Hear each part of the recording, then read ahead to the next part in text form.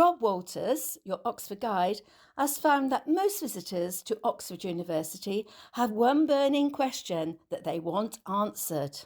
How old is the university? When did Oxford University start? When was Oxford founded? When did Oxford University start? My short answer to this is around the year 1200, but another is that it has no one beginning. It emerged.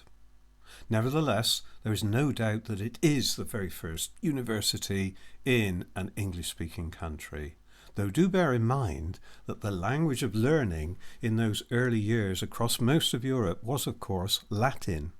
In Europe, two universities preceded Oxford: Bologna in Italy, founded in 1088, and the University of Paris in France in the year 1200.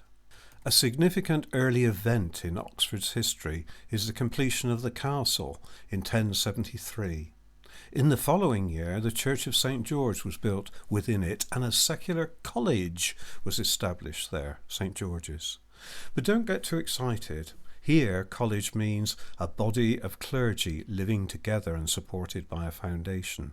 And secular simply means that the canons of that college were not monks. They did not belong to a particular religious order.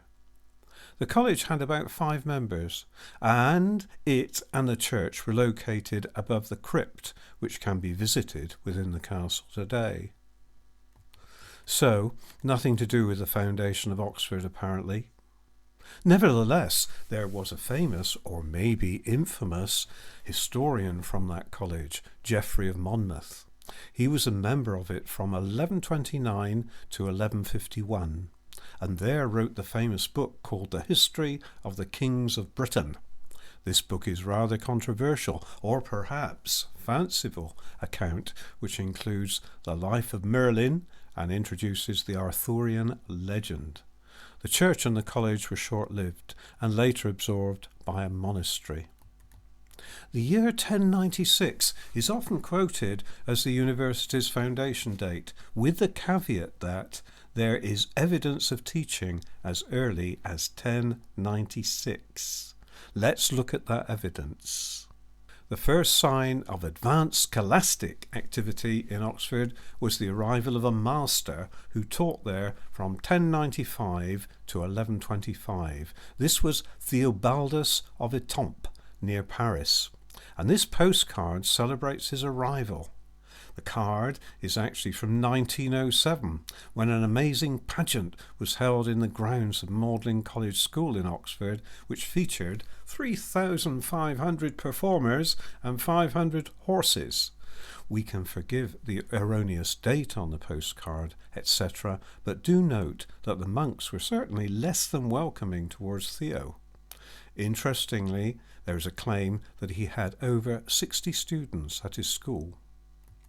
This is slim evidence for the foundation of a university, but more was to follow. The next master known to have settled in Oxford arrived in 1133 and stayed for only 5 years. He was Robert Pullen, an Englishman who studied theology in France and taught that most important subject in Oxford before moving on to Paris and later rising to the great height of cardinal in Rome. In 1149, Vacarius is often claimed to have taught law at Oxford to, quote, crowds of those wealthy and those not. He was educated in Bologna and taught there. He wrote a 9-volume compendium which was claimed to resolve all of the legal questions commonly debated in his day, and this became a leading textbook in the emerging university. 1167 is often quoted as a key date in the evolution of Oxford, and that's because Henry II banned English students from attending the University of Paris following a quarrel with Thomas Becket. He also had some problems with the King of France at that time. In 1188, the historian Gerald of Wales, who had studied in Paris, gave a public reading at Oxford. As a royal clerk to the king and to 2 archbishops, Gerald travelled widely and wrote extensively. In 1185, he visited Ireland on a military expedition with Henry's son. the future King John, and as a result wrote Topography of Ireland.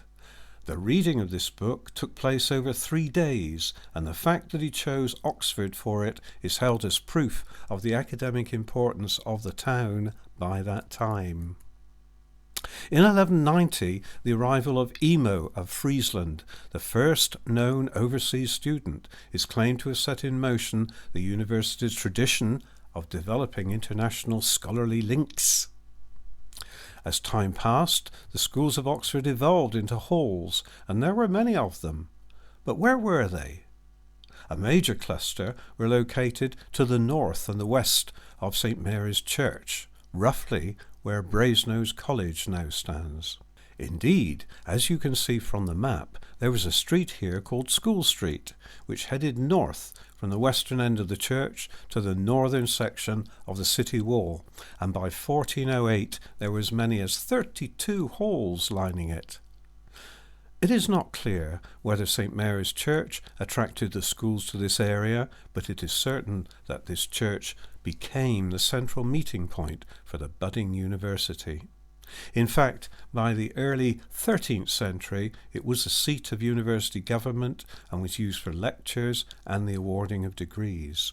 I will return to this in the second part of this video.